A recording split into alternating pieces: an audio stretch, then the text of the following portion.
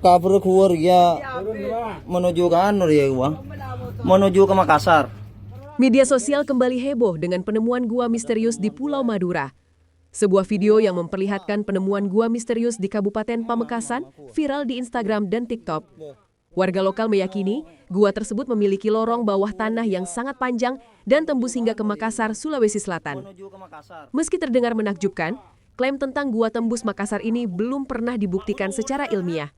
Secara geografis, jarak antara Pulau Madura dan Makassar mencapai ribuan kilometer dan dipisahkan oleh Laut Jawa serta Laut Flores.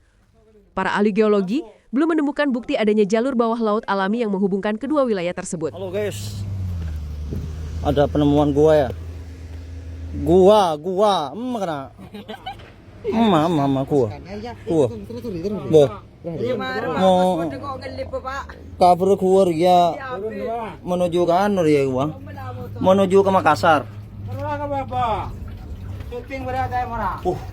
Mak bodoh ular kena.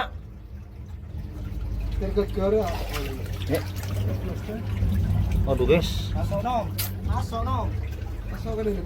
Masuk. Pak hujur apa yang bola non? Wah, ini anu nih.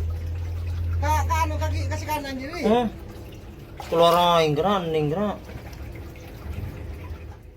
Download Tribun X sekarang. Menghadirkan lokal menjadi Indonesia.